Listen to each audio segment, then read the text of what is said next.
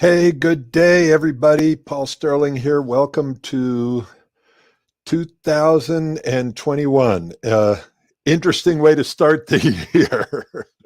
So, I'm going to dive into relationship stuff and not politics for the day. And I am a relationship and intimacy coach. And my book is Argue Less, Love More. I have been coaching couples for about 25 to 30 years. And one of the ongoing questions, one of the most important questions that drives them is, can I be me and be in a relationship with you? Do I have to give up who I am and what I want and what I need to be with you? So this is that question. We're going to dive into that, look at it. And it's going to be very interactive. So I would love to have your comments, questions, where you're calling in from. Hi, Kim. Hi, Aaliyah.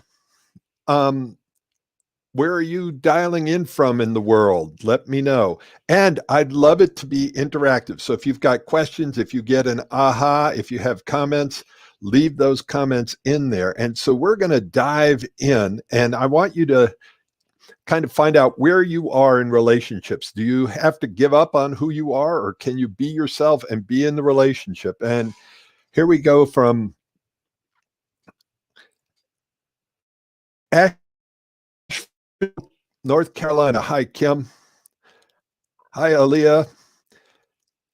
Welcome to the show. All right, so here we go. Can I be me and be in a relationship with you? And what happens a lot of times in relationships, to meet one of our needs, the need for intimacy and connection, we end up giving up on our other needs.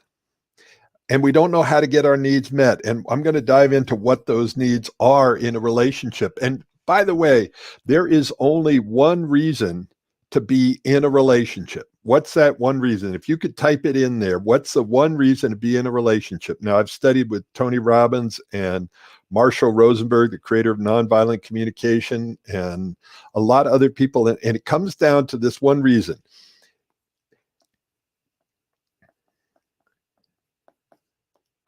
to meet your what? And when you stop getting your needs met, what happens to the relationship? It's game over.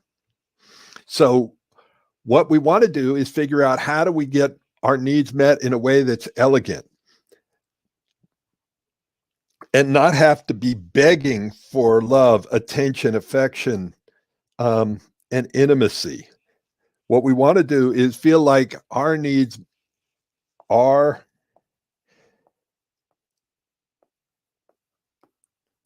because if our needs don't matter, we don't matter. But see, we have a challenge. Oh, that's hard to even read. So let me try a different color. There we go. Our needs matter. And by the way, I know my handwriting, my handwriting leaves something to be desired. Wait till you see some of my spelling later on. All right. So what we want is, if my needs don't matter, I think I don't matter. If you don't love my needs, you don't love me. So if you want to make a relationship last, you need to let them know that you matter to me. There's a great song by Sarah Bareilles, I think it is her name, and from Waitress. So if you go on YouTube, and it's "You Matter to Me."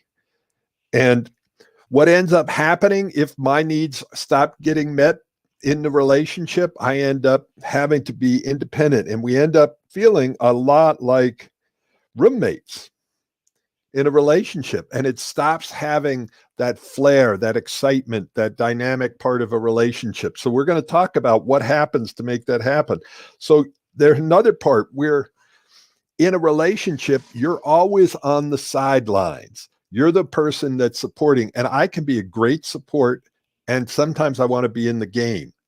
And a lot of times people are left on the sidelines, and they don't end up ever feeling like it's my turn. Now, if you look at it, this has changed a lot recently, and it's still being worked on. But for a long time, women's role was to support the man, support the kids, and their needs were put, like someday you're going to get your needs met. Your job is the support. Now that's changed an awful lot and still has a long ways to go. So where do you fit in the relationship and what do you want to do about it? Are you in the sidelines? The last problem that I'm going to talk about is a relationship that feels more like a business deal. Um, and what I mean by that, it feels like you're trading. I'm going to do the dishes. You do it's good to get the needs met, but it feels like a business deal rather than it's a great gift. So here we go. We're going to dive in. I'm going to make up something. I'm going to make up what I think you want, what we all want in relationships. We want a relationship that keeps getting better and better with a bright future. And to do that, we have to be grateful for each other and make it easy to win, hard to lose. So if you think about it, what happens to a relationship when it stops being grateful and you start taking each other for granted and it becomes easy to lose and hard to win? So where are you now in your relationship? If you could just type that in, grateful, granted. Do you feel like your partner is grateful that you're with them? Do you feel like they took you for or taking you for granted? And by the way, this leads you to PONR, point of no return. So tonight, what we want to do is we want to take a second, dive in, look at what are our precious needs. Oh, single. I see that. Got it. So, and you could look at what ended the last relationship, because coaching couples, I never get a couple that comes to me in a state of gratitude or gratefulness saying that they want to get a divorce. It's only when they've moved over here and are taking each other for granted and it becomes easy to lose, hard to win. Easy to lose. Almost everything you say gets misunderstood. You can't talk about what's real. You can't talk about your needs. You can't be emotionally open, or it gets taken the wrong way. It becomes so easy to lose, so hard to win. So hopefully this is making sense. Now, I thought I would start out and give you an idea of what's actually possible. I worked with this couple in Vermont. They came to one of my workshops a couple of years ago. And about 6 months after we worked together, I asked her what she got from it. So here's what she said she got from it. She got her feminine power back. She went from feeling like he had all the power and final say to understanding he wanted to be her hero and make her happy. Would that be interesting for you to be in that kind of relationship? She used the "can you hear me now" process and entered his world so he felt heard, understood, and valued. She got clear on the power of her words. That gave her more patience, confidence, and compassion and connection with her lover. And why I'm telling you this up front is so you can think about, is it worth paying attention to the information I'm about to give you? This is the benefit of it. It also gave her a chance to go much deeper into his world. She stopped taking his masculinity personally and started to understand the differences of the sexes. Not only understand the differences, but to enjoy the differences in the sexes. She also understood when he was single focused and in hunter mode and when his attention wasn't available. Now, I want to be clear about that one. Hunter mode, masculine, feminine, women and men can go into hunter mode and they can go into gatherer mode. So if your partner is in hunter mode, don't try to get their attention. Allow them to be in hunter mode. Wait till you can get their attention and it works out. All right. What of those did you like? Would you like to get back your feminine power? Would you like to have your partner be your hero? Would you like to be able to have both of you feel heard, understood, and valued?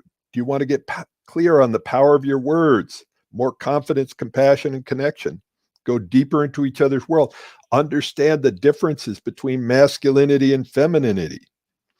Understand the hunter mode. Here's what he said he got. He got to stop taking himself so damn seriously and starting having more fun in the relationship.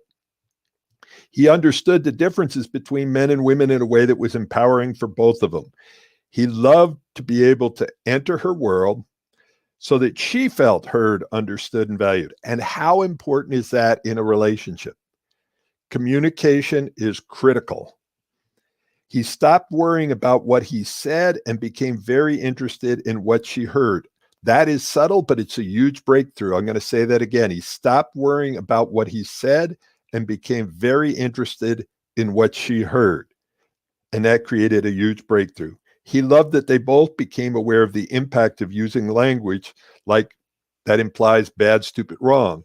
There is something called the listening switch. And I know I'm talking a little fast. I'm trying to get a lot in. And thank you for interacting there on the chat box. I love it.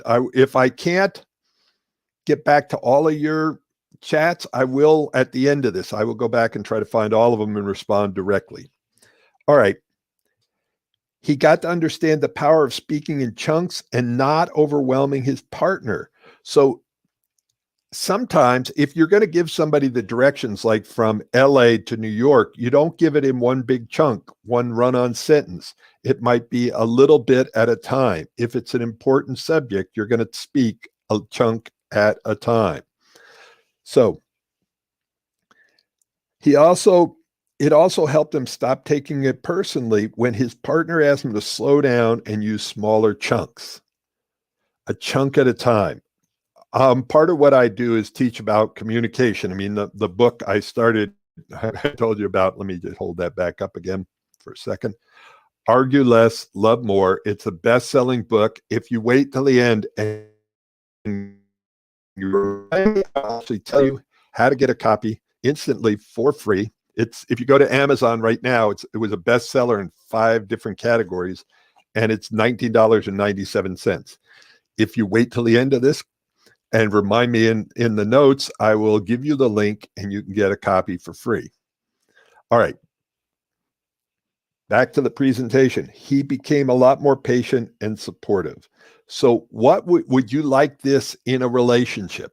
Now, this is not easy. To get there, it's simple, but not easy. So I'm going to give you everything I can in this time that we have together. And at the end of this, I'm going to tell you, if you want to learn how to work with me, if you want some help in implementing this stuff, I will tell you how to do that. You can even get to have a breakthrough session, a 45-minute session, complimentary with me. If you want that anytime here, just put breakthrough in the notes, and I will tell you how to get that breakthrough session. Now, typically I do that with couples. I do it with some singles, but mostly it's with couples to have a breakthrough in their relationship. And a breakthrough is when something becomes possible that wasn't possible before. And I will tell you more about that later. So what do we want in a relationship? We want to feel like a team where we trust each other and lift each other up. We want to accomplish our dreams in a relationship. And a lot of times what happens is people have to give up on their dreams in a relationship. I have to give up on what I love and what I want to be with you, because maybe it intimidates your partner or pulls you away from the relationship. Are you encouraged or discouraged in the relationship? So here's my question. Where are you now? And some people have already said they're single, but I'd like to hear, if you're in a relationship, there are 5 different zones. There's a crisis zone. That's where, should I stay? Should I go? It's not like a crisis. It's like a state of crisis. We're in crisis all the time. That should be conflict. So the next state up is conflict. And this is where there's upsets happening on a regular basis. And you don't feel like you ever resolve them. It feels like the same conflicts come up again and again, whether it's the dishes or money or the kids or career. That conflict is an ongoing thing that gets recycled over and over again. Or you're just stuck in a rut. You're stuck in that relationship rut, and relationship's not bad. It's not good. It's just stuck. Then we go up to good,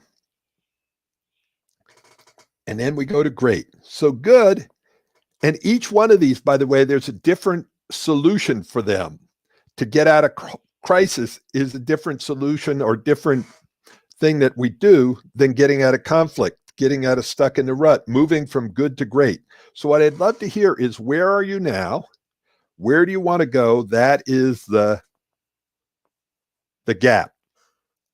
And by the way, right now there's it depends on what study. 55 to 65% of marriages end up in divorce. And when you look at that, do you think that 55% of the people who have a great relationship get divorced? No. Probably none over here.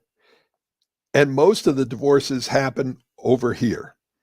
So the idea is, if you want to have a great long-term relationship, or you want your relationship to last, you've got to figure out how to get over here. And I'm going to talk about that today. All right.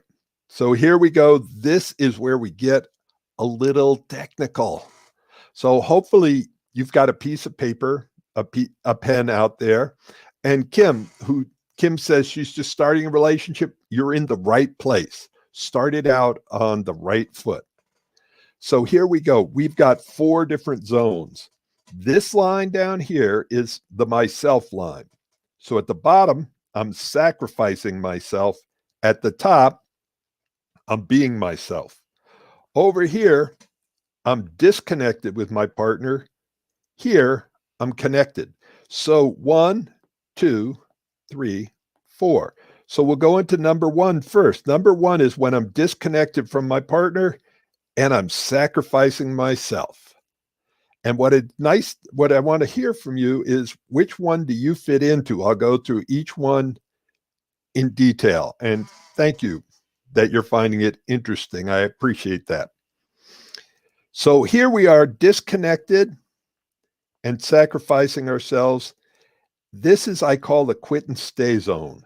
And what that is, I used to be, for years, I traveled around the world as a business consultant. One of my clients was the city of Albuquerque. Most of their top management, the head of IT and the prisons and the police and the fire department and jails, all of the top officials went through my course on quality, productivity, and leadership.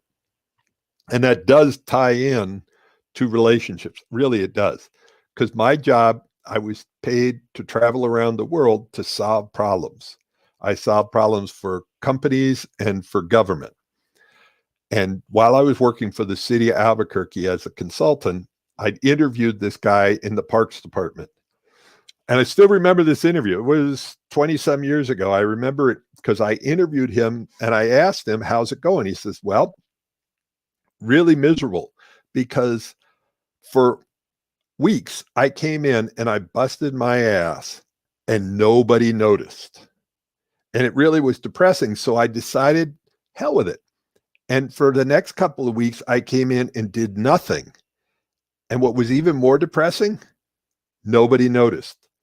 And so basically he quit. At some levels, he quit being productive, but he didn't leave his job. It was quit and stay. And a lot of times what happens in a relationship is people are still together, but they've quit being in a relationship. And they've given up on getting their needs met, but it looks just as depressing down the road as it is here. So this is all about loss. I've given up on meeting my needs and I've given up on meeting your needs. Let's suffer together. So the relationship is all about basically suffering together. So that's zone 1. And by the way, I have been in all 4 of these zones. Yes, and not feeling valued. All right. Number 2, this is where I'm disconnected from you in the relationship, but I'm being myself, and it's the everyone for themselves zone. And I had one couple that I worked with. They had been together or living in the same house for 7 years. He had a bedroom upstairs. She had a bedroom downstairs. They hadn't slept together. They were raising their daughter together. but they were fighting, and it was roommates. I'm going to get my needs met. You get your needs met. It never felt like a team. It was everyone for themselves zone. I take care of my needs. You take care of yours. And me, I'm all about me. I'm not about you. So this is zone number 2. And when you find your zone, just let me know. Just type in what zone you're in and what zone you want to be in. Here we go. And hopefully this is making sense. If this is making sense, just put in something like making sense. And I love the interactivity of it. When you're typing in there, it's like it doesn't feel like I'm just talking to the computer anymore. It feels like I'm talking to you out there. All right. So this is where we're connected to our partner, but we're sacrificing ourselves. And for a lot of people, especially the feminine around the world, although in some countries it's more developed, but a lot of the world, women have been taught you're supposed to wait for your turn. You're supposed to sacrifice your needs to take care of the kids, the house, the husband, whatever it is. And the husbands were taught you're supposed to give up on your needs to do what you love to get a solid career, and you give up your life and end up in retirement. Now, this is all changing. The world is evolving, so relationships are changing. I've had plenty of times when I was waiting for my turn. I was engaged. I was in a relationship, and in this relationship, I did everything I could to meet her precious needs. And I was waiting for what? Waiting for my turn, waiting for my turn to feel like I'm special, like my needs are precious, like my needs are important. And this is zone number 3. So, and that one is where it's all about you. Now, that's great temporarily. Maybe one person works while the other person gets a college degree or something, and we can reverse it. The thing is, it only works if it's a short term and it's agreed upon. If it's long term, I'm dealing with couples that have been married 35 years, and for 30 some years, she's given up on her needs, and now she's taking back her needs, and she's a little disappointed and upset about the whole thing. It's like, oh my God, I gave up so much of my life waiting for my turn. Zone number 4. This is where we're connected and we're being ourselves. Now, can I be me and still be with you? This is like we're trying to move up to that zone. This is zone number 4. This is a partnership zone. This is where we treat each other's needs as precious and we enjoy meeting them. And it's all about us.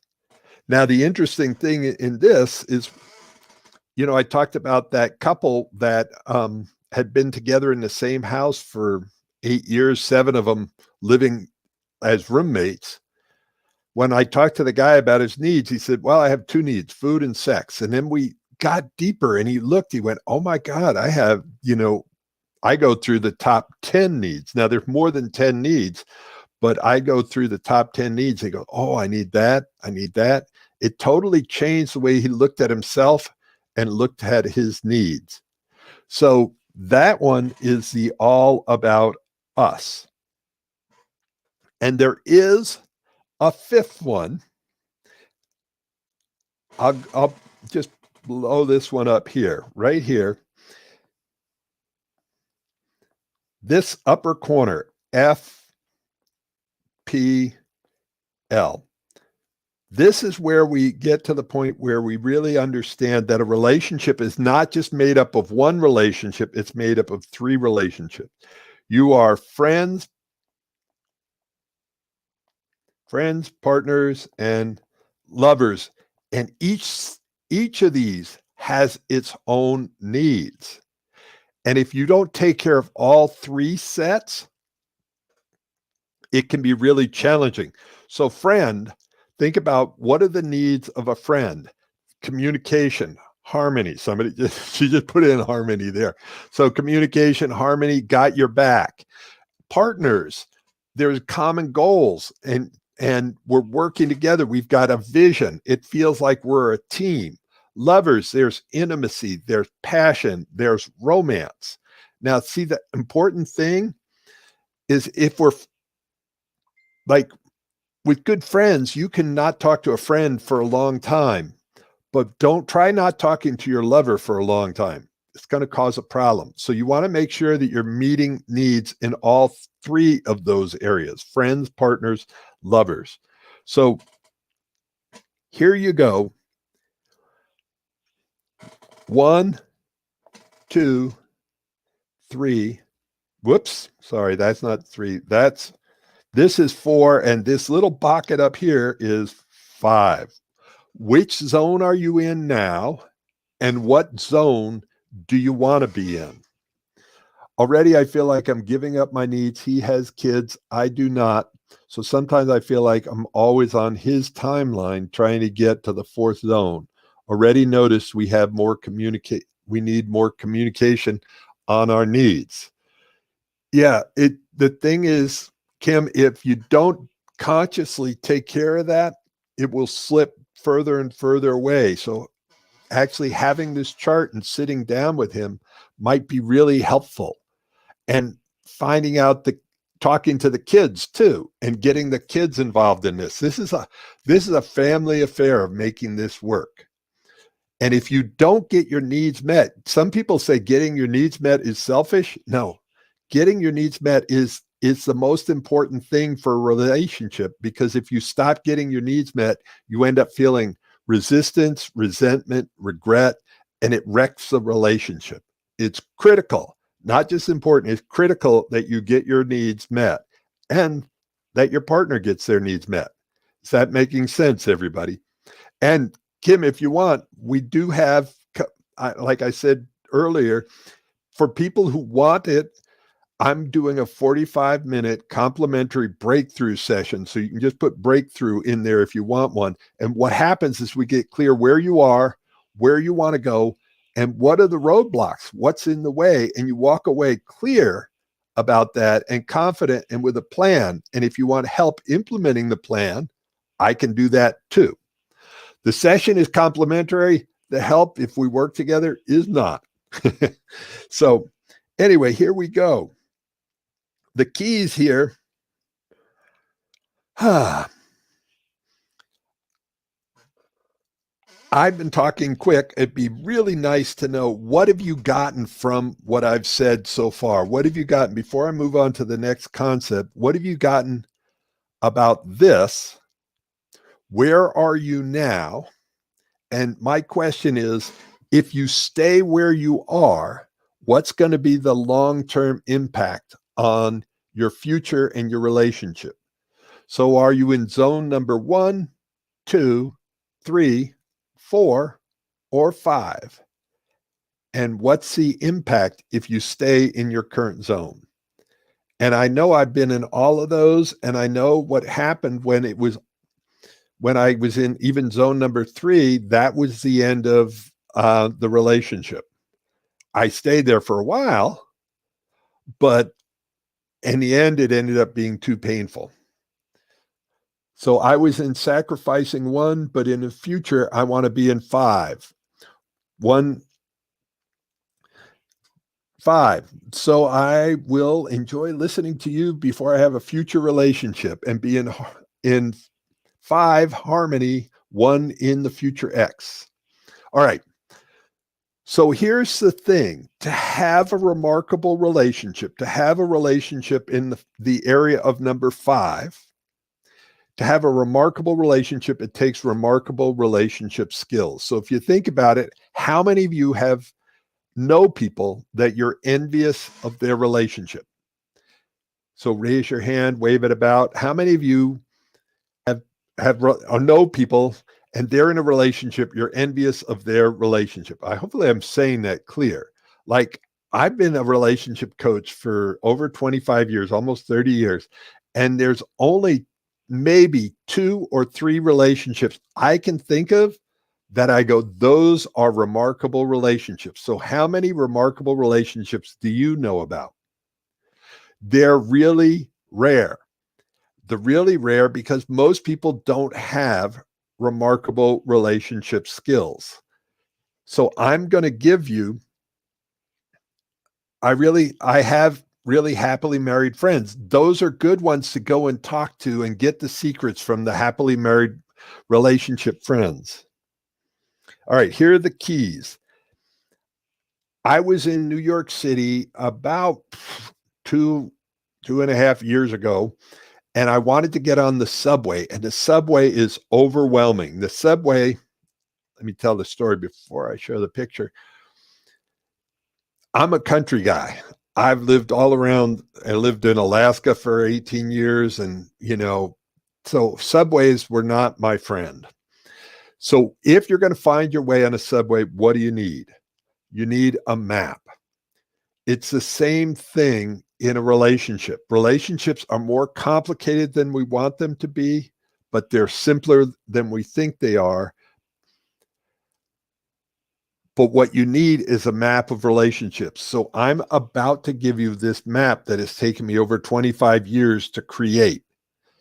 And it doesn't matter what kind of relationship you're in, whether you're in a gay, straight, lesbian, polyamorous, monogamous relationship, this map will work for you.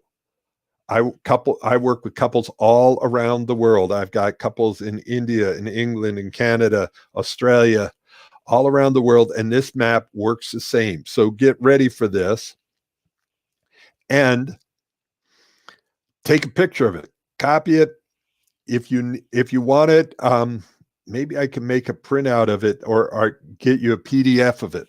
But here it goes. There are 3 core things that make up a great relationship. And I'll say it's according to me. Number 1, your heart set, why you're even in a relationship. And I talked about that earlier, especially if you're in a committed long-term relationship. You're a friend, you're a partner, you're a lover, and you need to get your needs met in all 3 of those. So the question, though, is we have a culture, and this is where it gets really important. Can I be me and still be in a relationship with you? Can I have my needs? Can I be a priority? Can I feel like my needs are precious? Or whoops, I said precious and pointed at burden. Do I feel like my needs are a burden, or do I feel like my needs are precious? And it's critical. And do I treat your needs as precious? And a lot of people have a lot of shame around their needs. And I've been told that if you talk about your needs, you're being selfish or narcissistic or all the rest of this. And it's like, I'm just learning how to make friends with my top 10 needs. So I'm going to ask you, and you can share it or not share it, but when it comes to needs, there are 3 levels. It's like that when you go in, there's forest fire danger, they have extreme danger, no danger. Well, this is like this. There's 3 levels. There needs shame, there needs embarrassment, there needs embraced. So which one of them can you think you are? Need shame, and I've gone through this a lot in my life. Need shame is I'm ashamed of having needs. I feel like there's something wrong with me for having needs, and that makes me a needy person. I have a higher sex drive than my partner did. And I would go through being ashamed of wanting sex more than my partner did. I felt like I was broken. So that's need shame. You're ashamed of your needs. You wish you didn't have them. Level 2 is needs embarrassment. And this is where I want you to meet my needs, but I'm embarrassed to ask for them. And if you don't meet my needs without me having to ask for them, you don't love me. So that's needs embarrassment. Needs embrace is where I've made friends with my needs. And I can ask for them, whether it's needs around intimacy or a hug or connection, or could you help me do the dishes? Would you be willing to cook? Would you be willing to give me a hug? So it's Where are you? Are you ashamed of your needs and feel like you're broken and needy? Are you embarrassed about your needs? You want them to get met, but you're afraid of asking for them? Or have you embraced your needs? Do you know how to notice, name, and negotiate your needs? So, which one is that? So that is this thing. So when we're working with a couple, what happens is we look at where do they need the most work? Is the heart set, the skill set, or the mindset? Oops. So skill set, there are hundreds, if not thousands of different skills that people can tell you on how to make your relationship better. There's rules. You go to the self-help thing. I wrote a book on it. There's a tons of books on it. But what I want to do is tell you what's the purpose of the skills rather than tell you what skills to learn. I've narrowed it down to 7 skills. And if you want to know the 7, you could just type in, I want the 7, and I will private message you a chart with the 7 skills on it. All right. Here is what the skills need to do, which is really critical. They need to help you clear up the past. Because I'll give it to you a different way. Hopefully, some of you understand nutrition on here. In the world of nutrition, there's something called bioavailability. What bioavailability is how much of a vitamin like vitamin A or vitamin C your body can absorb. So you can get something at Safeway, vitamin C, and you can get something at Whole Foods. Now, one of them might be 10% bioavailable and the other one might be 80% bioavailable. So you think you're buying something that's cheaper, and really it's not cheaper because it's less effective. So how much your body can absorb is how bioavailable a vitamin or nutrient is. Now, what's that got to do with relationships? Everything. Because it's looking at how relationship available are you or your partner. Oh, we have a nutritional coach on the call. So that would be, she could help clarify whether I'm speaking accurately or not. Thank you for that. So that's the idea, is how bioavailable, how relationship available are you? And what makes you relationship available is if you've cleared up the past. I'll give you an example. I broke my hand a couple of years ago, went over the handlebars of my mountain bike and landed on my face and my hand. And if you touch my hand for months, I would go into reaction. I'd get triggered. There was a ton of pain. It hadn't healed yet. And the thing is, until it heals, I can't really use it. Until my heart heals, it's hard for me to use it. If I'm stuck in the past, I'm not available in the present. I'm bringing the past into the present. And when I do that, there is no possibility for the future. If you're in a relationship and somebody doesn't want to commit, what they don't want to commit to is they don't want more of the past in the present, and they don't want to take that into the future. If they're excited about what's happening in the present, they're more likely to commit to the future. And so some of the skills are how to clean up the past. Some of the skills, and I'm going to call it, this is an interesting term, but be with. How do you be present? How do you be with somebody as they go through all their different emotions and aliveness? How do you be with someone in their pain, in their frustration, in their anger, in their upset? Do you shut down and pull away? Or do you lean in and say, I got you, I hear you, I can hold you, I can be with you in your pain? Can you be with yourself?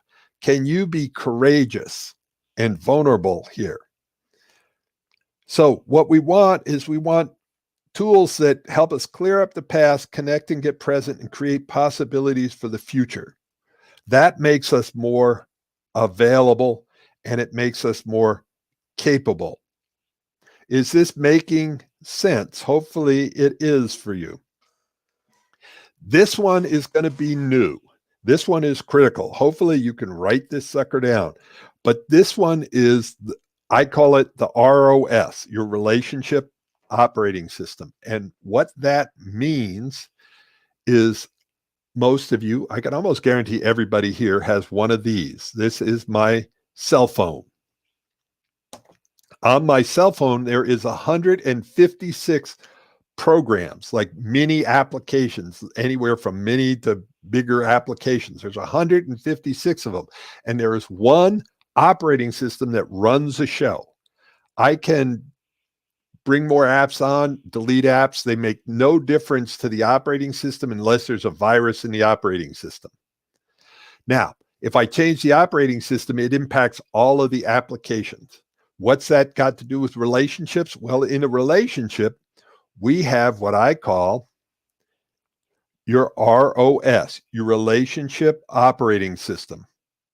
And it is either set up to sabotage or support you. How many of you have ever been in a relationship where it felt like your partner, their operating system just sabotaged things? They said stupid shit. They cheated. They lied. They drank too much. They flirted with your friends too much. They did something that was almost like deliberately set up to sabotage the relationship.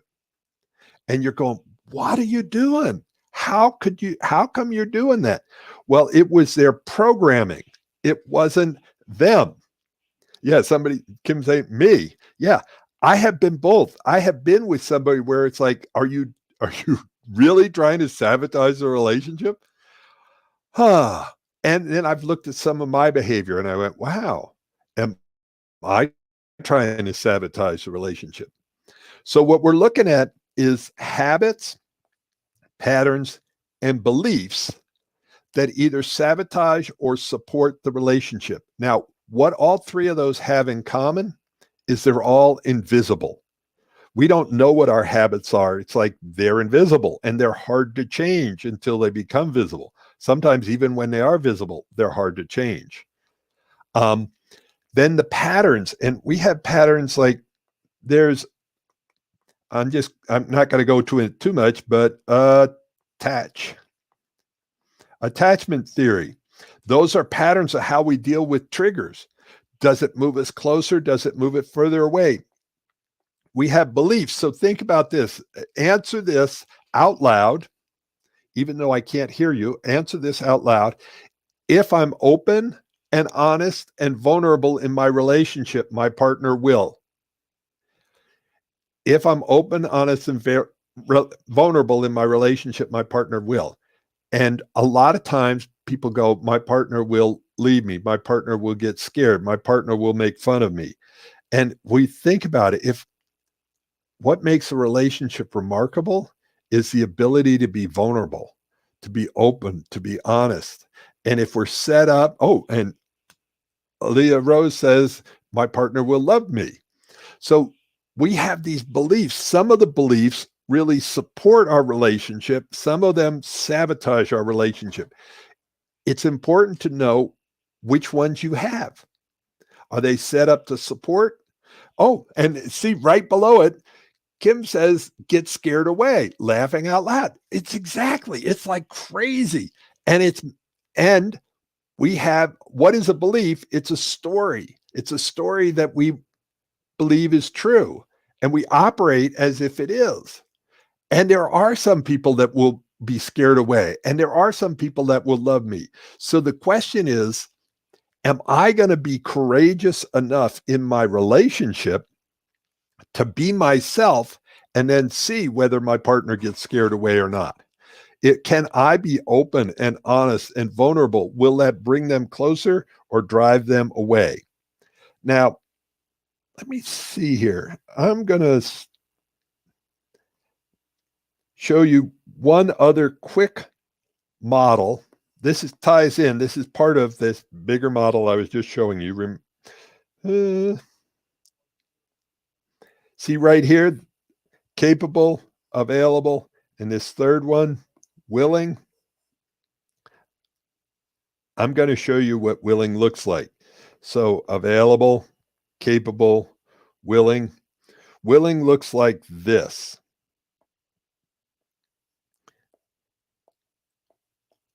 Are you willing to be, and I'll read that out loud. The word is courageous.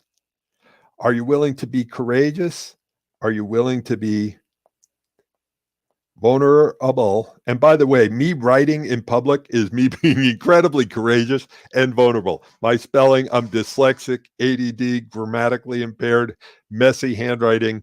So me spelling in public is a courageous, vulnerable act. So can I be vulnerable in my relationship? Can I be courageous in my relationship? And can I be down here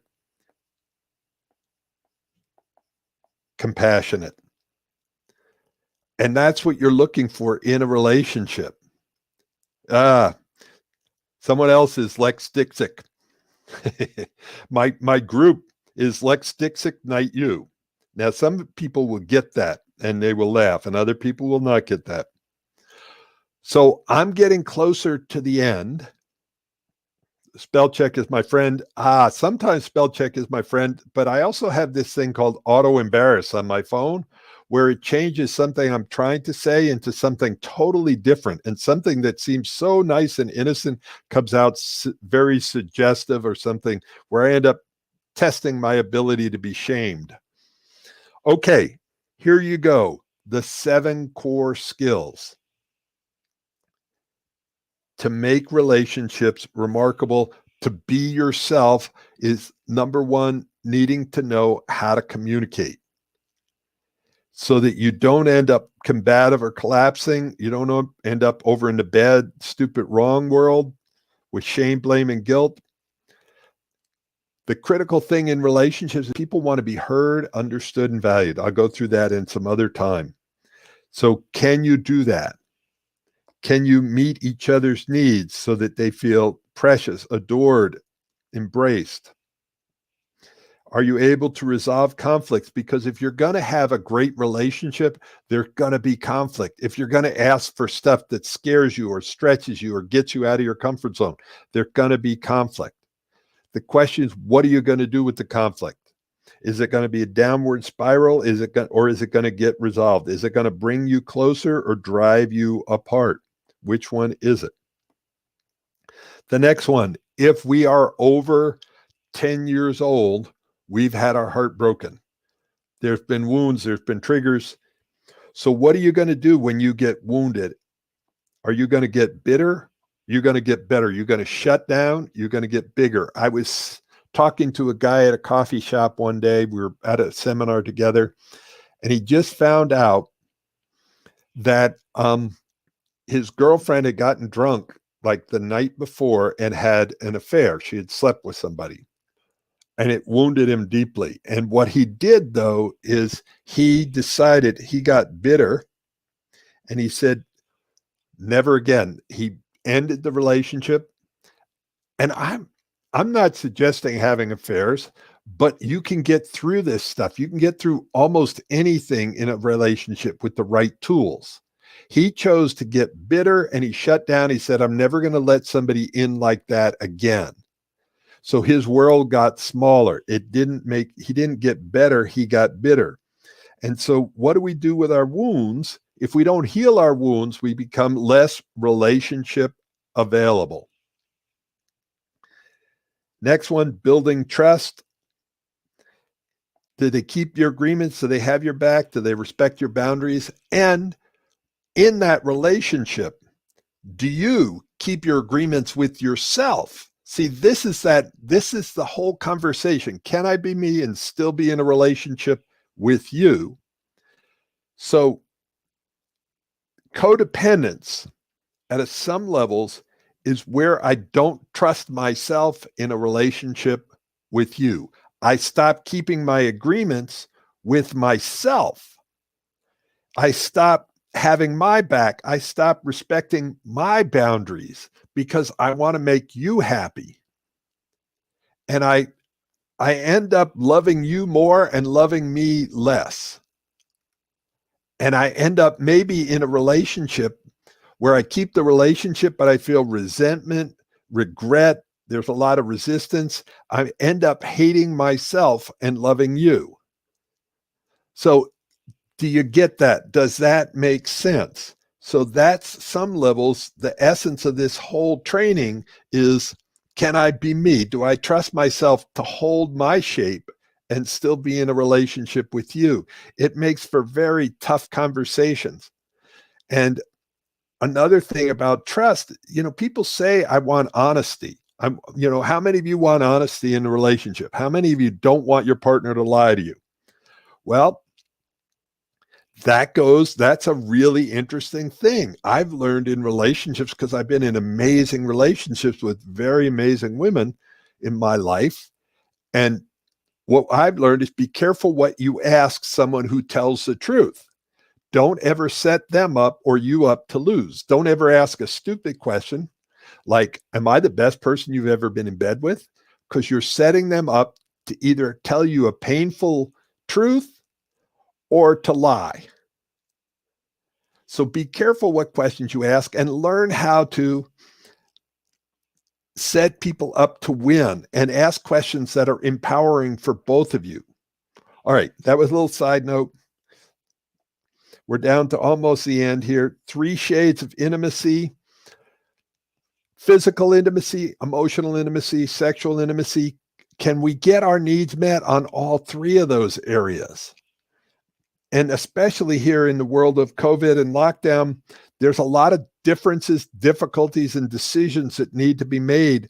Do they bring you together or drive you apart? Those are the 7 skills. So what I'd love to hear from you is, which of these 7 skills would make the biggest difference in your relationship? If you focused on one of them, would it be communication? Would it be getting your needs met? Would it be conflict resolution, healing wounds and taming triggers, building trust, the 3 shades of intimacy, building differences? So which one would have the biggest impact on your relationship and its future? All right. So I'm ending with the a little bit about me.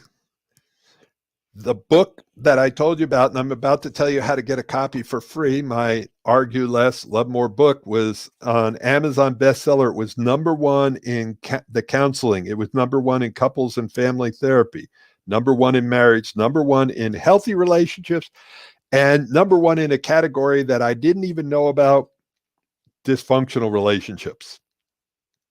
So there's a 15-minute video to watch on my website, which is arguelesslovemore.net. So if you just add the .net at the end of Argue Less, Love More, you end up getting there. I have, and this is an old thing, I have videos on YouTube and on relationships, on communication, on intimacy. My videos at this point have been seen 6,070,000 times. So for some reason, I'm blown away by that. It struck a chord. And everywhere from, I teach about communication skills all the way to sacred sexuality, because all about relationships. So here's my invitation to you. If you got something from tonight and you want to go deeper and spend, I'm going to say 45 minutes and talk about 3 things. What are your desires for the future? What do you want in your relationship? What's your current reality? And what are the roadblocks getting in the way, so that you get clear on how to have a breakthrough? Then what you can do is go to arguelesslovemore.net/clarity and sign up for a breakthrough session. Or you can just put breakthrough in the comments and I will send you the link. So that's it. I said I wanted to give you a copy of my book. So all you have to do is to get a copy of the book is rather than put clarity, you put in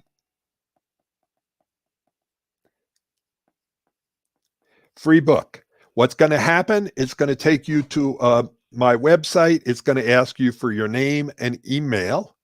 And yes, I will email you stuff. I will keep you informed about upcoming events. I am terrible at keeping people really informed, so you will not get a lot of email from me. As you can tell, writing is not my favorite thing.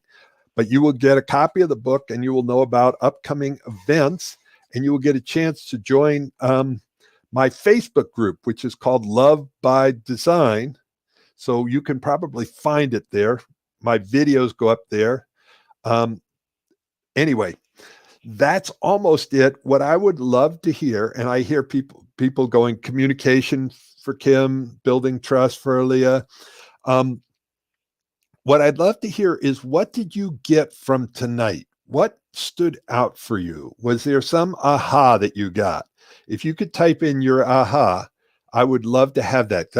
That helps me, because one of my precious needs is to contribute. And one of the ways that I've contributed is I hear back from people, what did they get from the time and energy I put in there?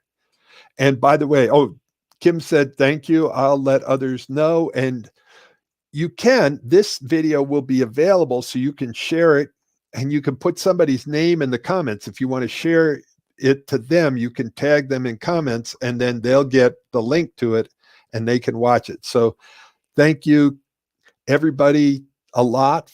And if you've got questions for me, you can private message me. You can set up a breakthrough session with me, or you can get, my communication course. I have a communication course. It's like $200, and it goes through this in depth. It's a 3 weeks, 21 days challenge to be a better communicator. So I'm about to sign off. I run what's called the Courageous Love Show. It's every Thursday at 6:05 and every Sunday at 4:05. It is part of a group. I work, this started with Scott Katamas, who's the head of Love Coach Academy. He's an amazing love coach, and he does something on Friday night and on Saturday night. And Saturday night, they have people all the way up to 50,000 people. He does something called Saturday Night Alive, which is an amazing show. And they've got guests like Deepak Chopra and Marianne Williamson and John Gray, and it goes on. It's a mix. It's music, it's talent, it's all sorts of awesome stuff. But if you go to Love Coach Academy, you'll see all the different shows. It's Love Coach Academy, the Facebook group. You'll see about the shows, or lovecoachacademy.com.